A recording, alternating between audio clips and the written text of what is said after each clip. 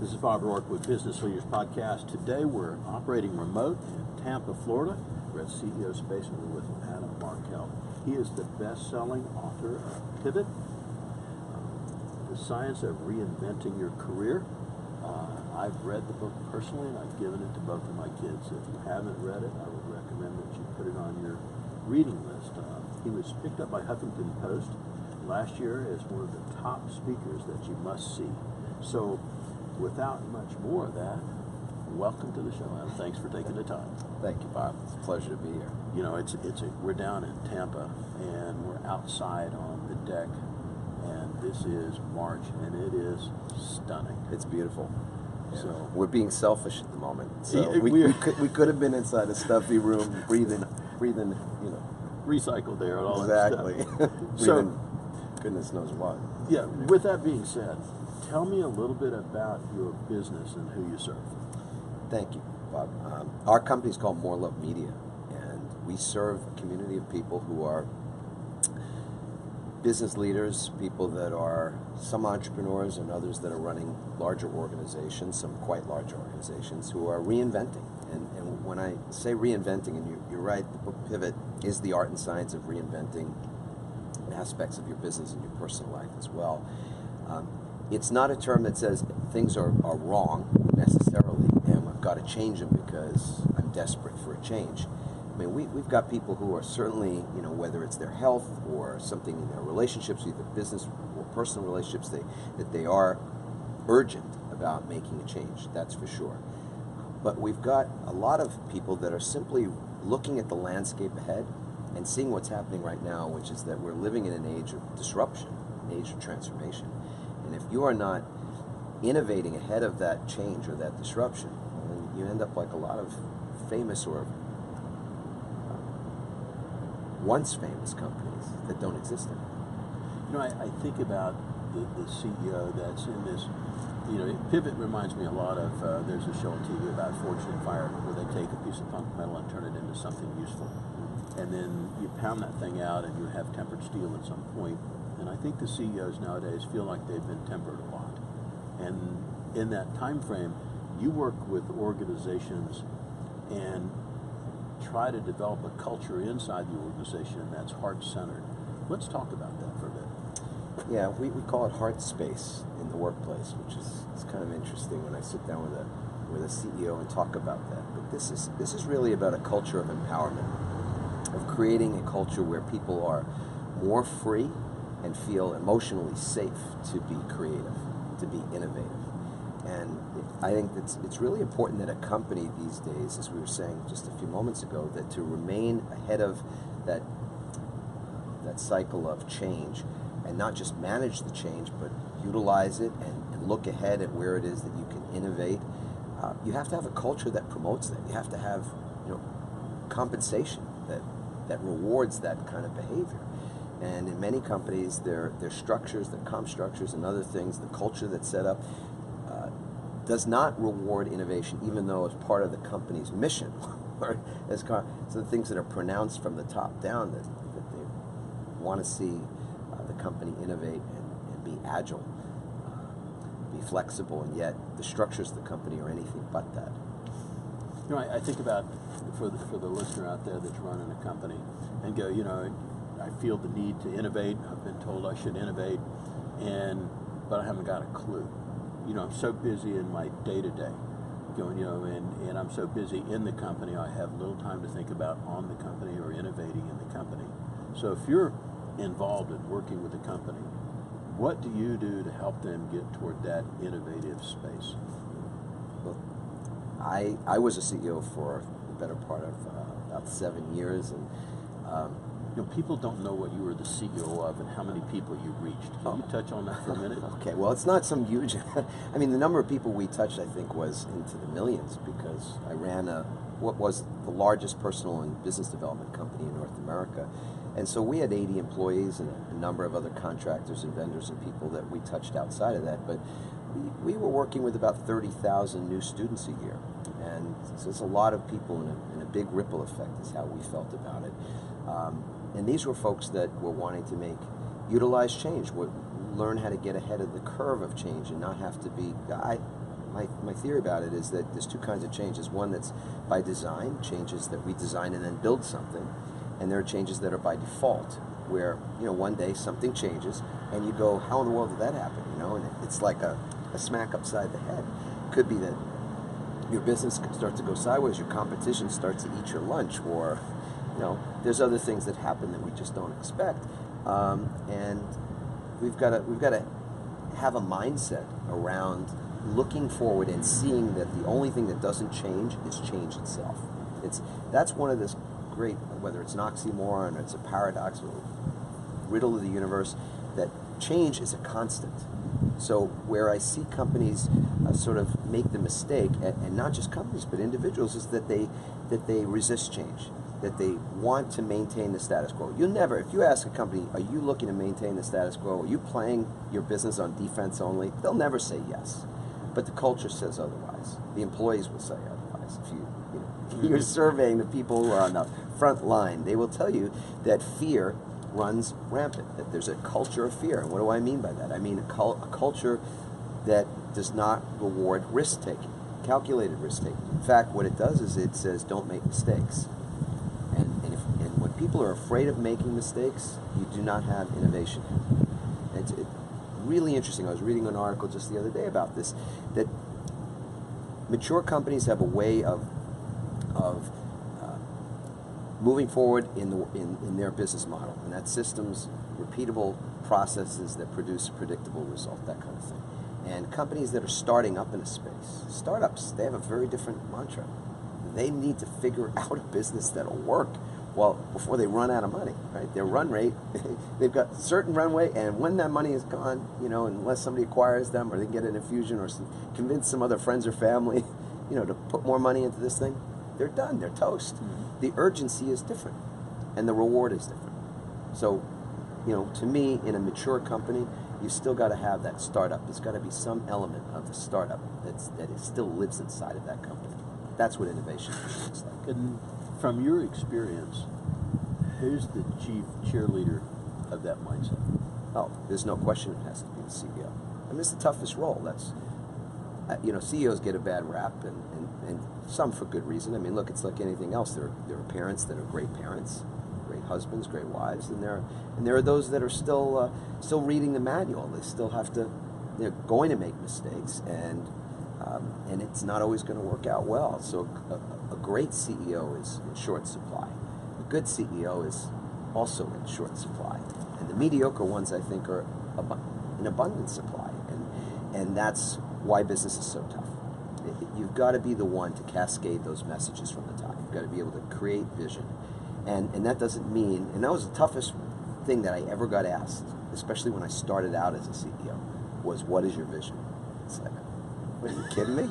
And then I read somewhere that when Steve Jobs and when Michael Dell and I think Bill Gates as well was included in that, they asked, well, what's the toughest thing about being a CEO? It's the question of creating a vision, holding a vision. Because that vision also, it's not like it's a vision for the next 50 years. Because the world is changing too rapidly.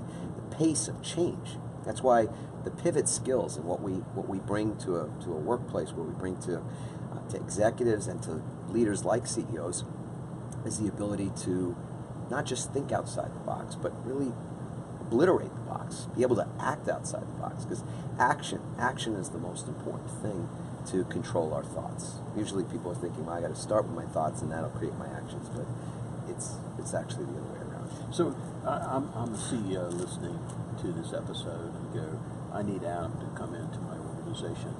What should a CEO expect when you walk through the door for the first time? A hard time. Yeah.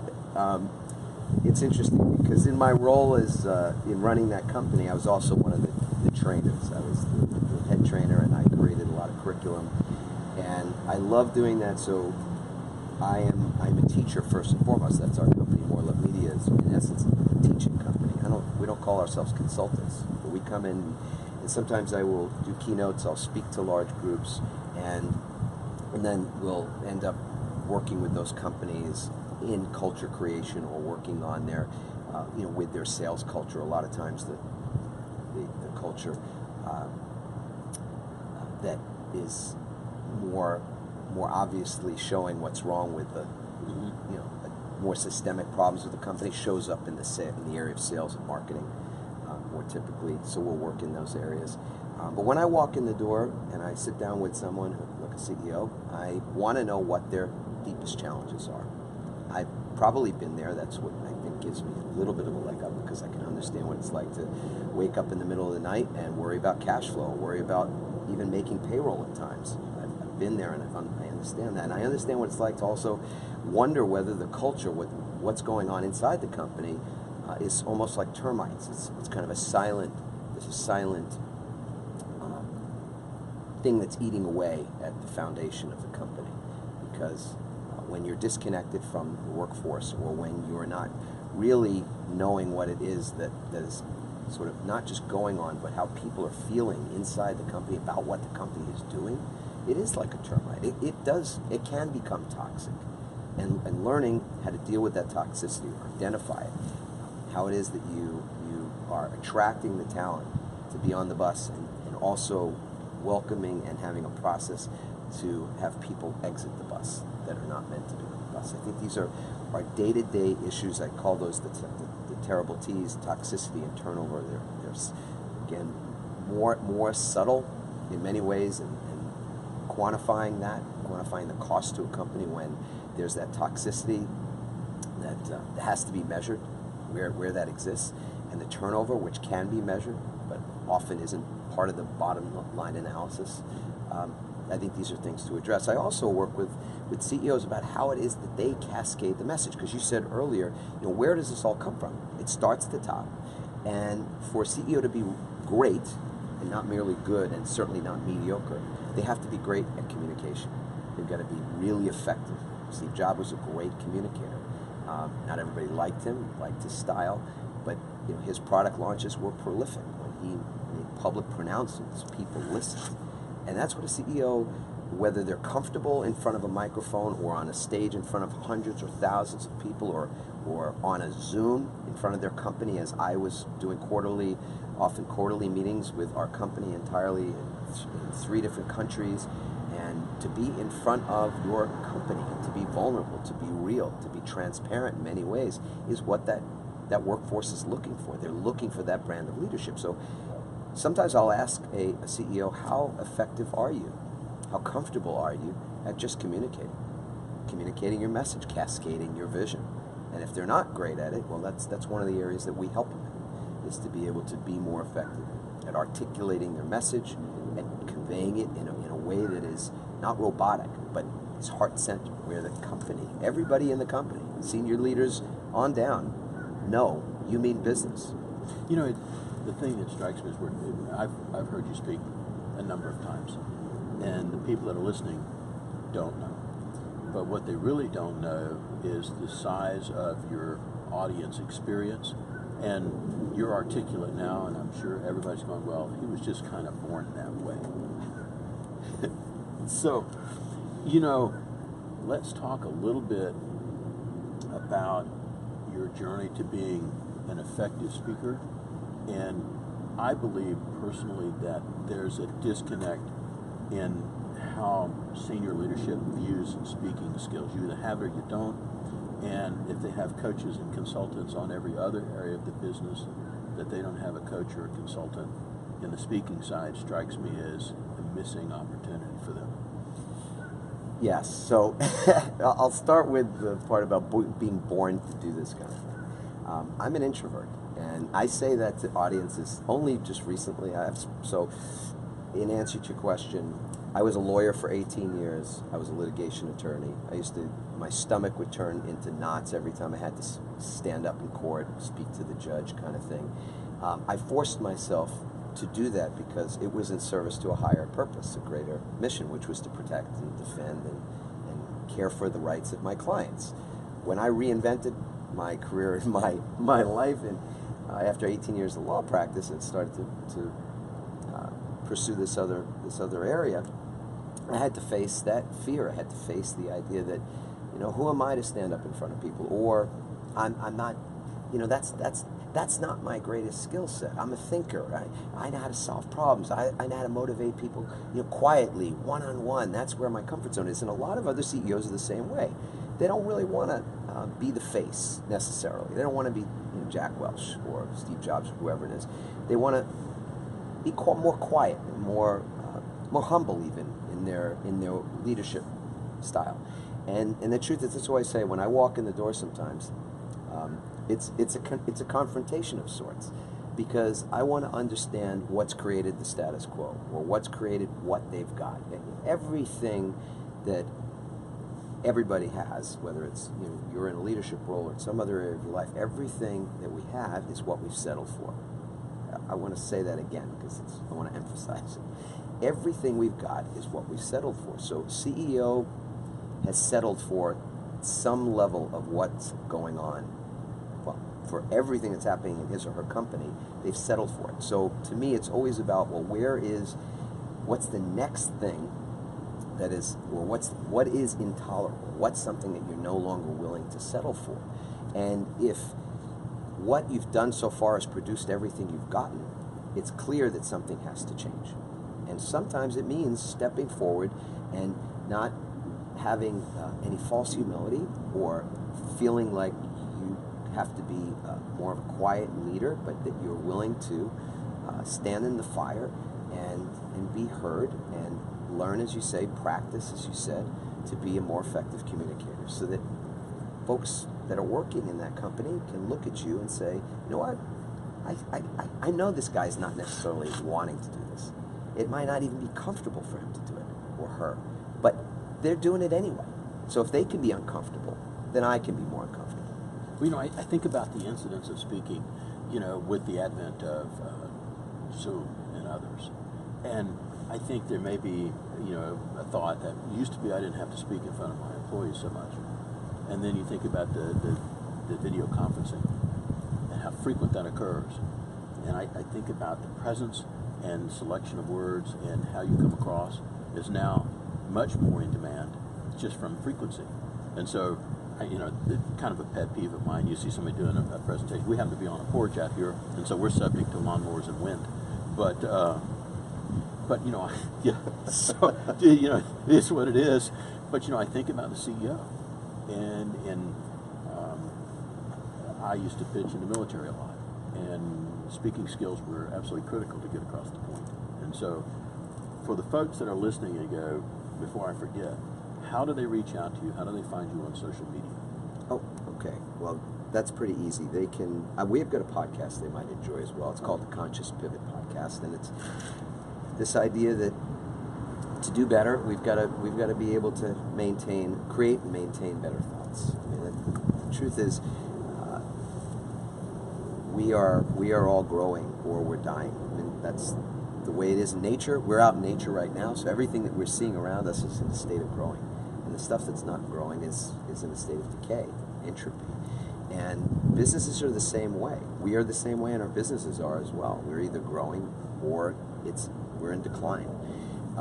So to me, how you bring a level of consciousness to that state of growth, to that constant never-ending improvement of yourself and of your business and your leadership skills, your speaking skills, all those things is really important. So they can check out the podcast at Adam Markel, which is 2 M's in the middle, adammarkel.com/podcast.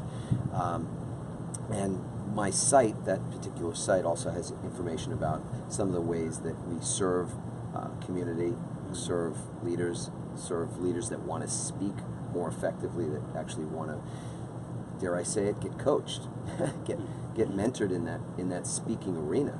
And if there's one thing I would say that I'd love people to know, it's that you just don't have to go it alone. I mean, Steve Jobs, for example, who's, again, very well known, in many ways more well known for his speaking than for almost anything else. I mean, his story is profound, the innovation he brought to that company, and the success of the company is incredible. But if he had never spoken, if he had never been the face, if he had never stood on those stages to introduce the iPod and the iPhone and those things, we wouldn't know him and wouldn't have the respect for him that we do. And he wouldn't necessarily have been able to lead that company through the dark times that he did. and be able to get so many people to rally behind his message. So AdamMarkel.com is where people can find me. They can find me on LinkedIn as well, under the same name, Adam Markel.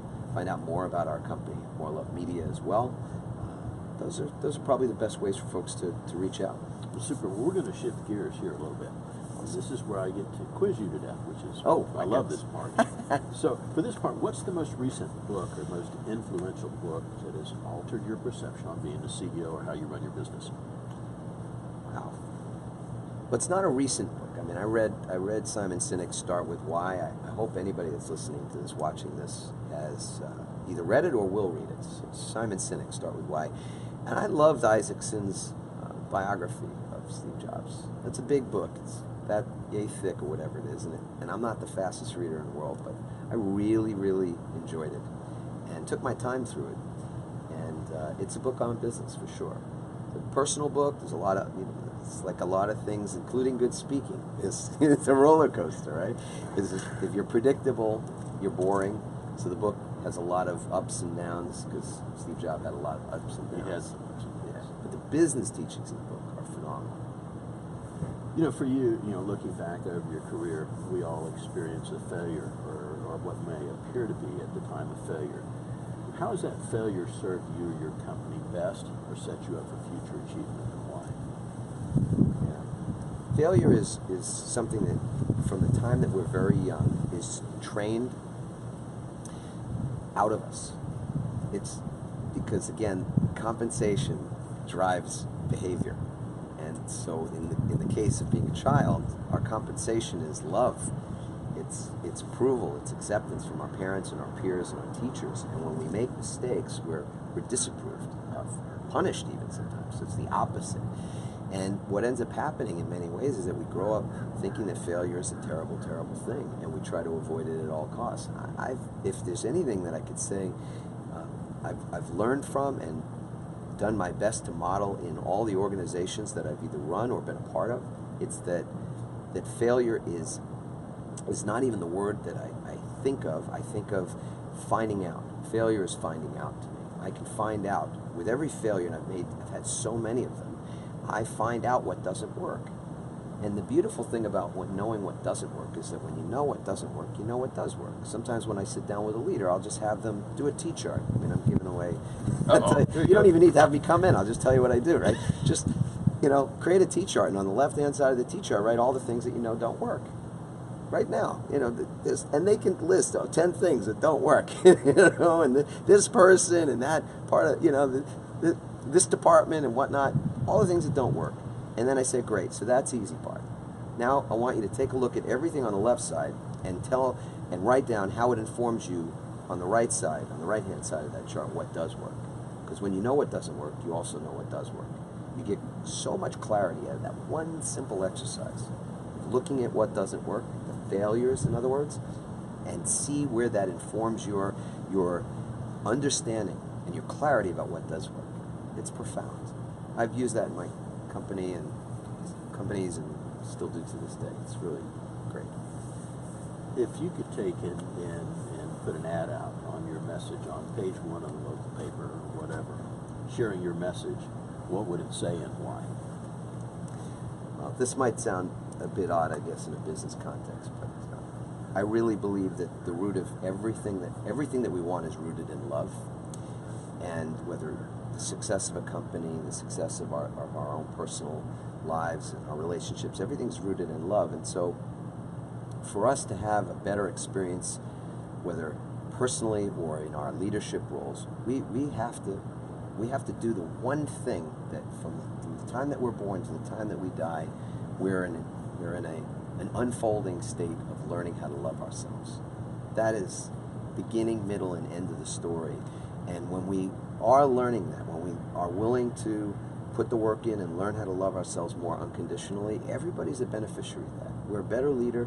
We model something that everybody's looking for, whether they think they want. I mean, it's not, money's important, success and all the facets of it are important, but at the end of the day, people are looking for that.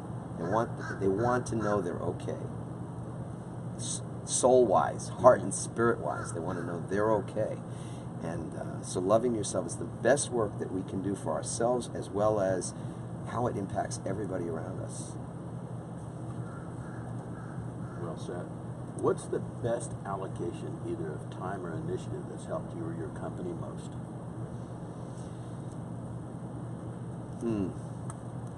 This is about resilience. And you and I think before we turned the mics on, we were talking a little bit about this. So for a business leader today to be successful, they have to be resilient. And I love there's a Harvard Business Review article about corporate athletes, where they compared athletes, the best athletes in the world, the ones that have won Olympic gold medals and won the biggest golf tournaments and everything else, and they compared those athletes with corporate executives and high achievers, and they found something really incredible that's in common with those folks. And the ones that had succeeded in the sporting arena were faster to recover than the ones that finished second place or third or didn't make the podium or whatever it is. They were able to recover more quickly in between points, in between games, in between seasons. So they were more resilient. And they found that in the corporate sector, it was the same thing, that rituals for recovery and resilience were key. And so that's part of what, when we come into a company or when I speak on stages and keynote, oftentimes that's what I'll speak about, is the importance of resilience. And just a moment ago, when we were talking about self-love, for example, that's a practice of resilience. It's a practice, it's a ritual to be able to recover more quickly. Because the season for an executive doesn't end. I mean, it's a long time. It's evergreen, and it could be 40 years of evergreen, game after game after game. I mean, geez, the professional athletes, they get to rest, they get to take a season off, they get to recover, physically recover, mentally, emotionally. No, CEOs are going, kind of almost 24/7. It's never not on your mind when you're a CEO. 3 o'clock in the morning, you get up to go to the restroom. It's on your mind. It's on your mind. Yes. What do you think is your most unusual habit, or what others may consider out of the ordinary, that's helped you and your company most? Well, this is sort of what I'm known for, but I've taught this one waking ritual. I really believe that the first few minutes of your waking time, the beginning of the day, is when your mind is the most fertile. The soil is the most fertile to what you plant in it. And so, since I know that creating unconditional love is the most important end game for all of this, I start right there at the beginning of the day. So I wake up, that's the first thing I do, and I always make a joke about that, whether it's, in so many contexts, I'll just ask people, and I'll ask you, Bob, are you willing to wake up tomorrow? It's on my calendar. Is it on your calendar? Yeah, it's on my calendar. You know what? See, your experience, because if it's not on your calendar, it's not going to happen, right? So good for you. So you wake up, and in that moment of waking, where you can have a conscious realization of the fact that that's not guaranteed, that's not promised, that as you take that first waking breath, there will be people who are taking their last breath.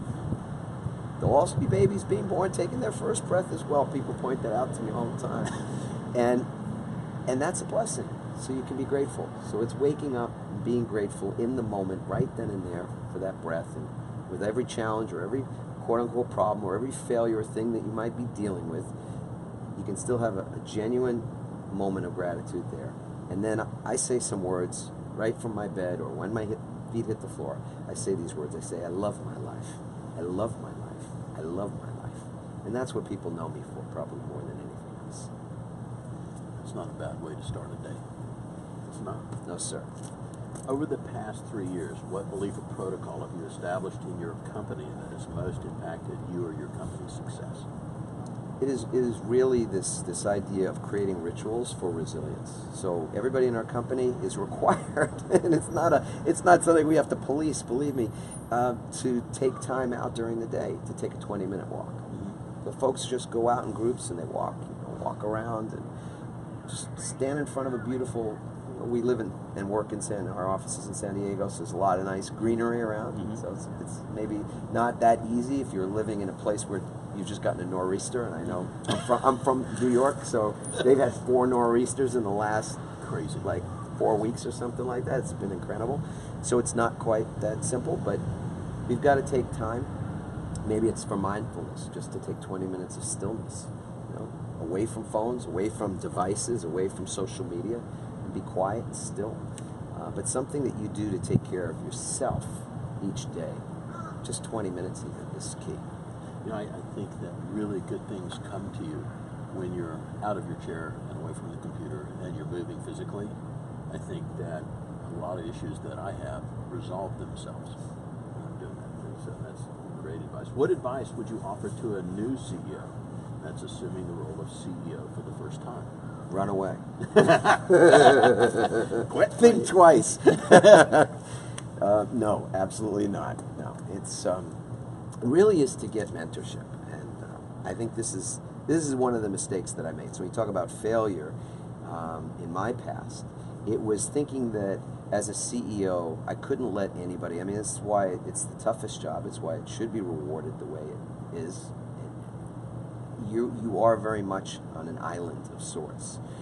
And yet, even though you may be on an island or perceive that you are on an island, you must get mentorship. And I didn't at the beginning. I thought that was a sign of weakness. That would be a sign that I wasn't qualified or wasn't fit. So whether it's to hire someone, there's great organizations that coach. Our company supports CEOs in that regard, but there's stakeholder coaching and all kinds of really good organizations that will support CEOs, and to receive mentorship or coaching so that you can have this objective,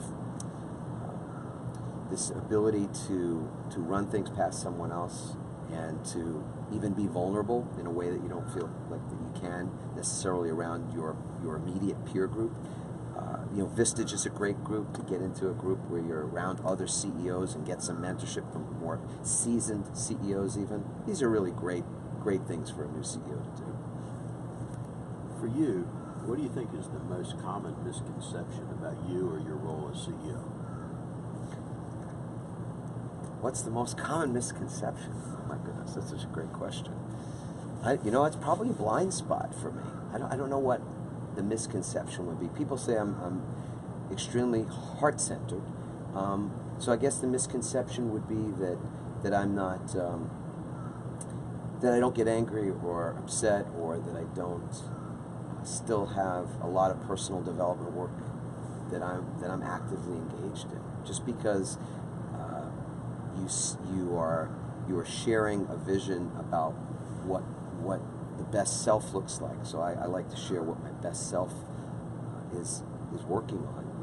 Doesn't mean that every day isn't its own challenge. Every minute, in fact. I think about your persona, how you present yourself, and I've seen you speak, and I don't think anybody would ever think that when you ever had a challenge, that you ever didn't know how to speak, or you were ever afraid of standing in front of an audience. And I think about that, and the backstory would suggest otherwise. Yes, exactly. But looking back over the past 3 years or so, what would or should you have said no to, and why? Probably should have said no to myself. Okay.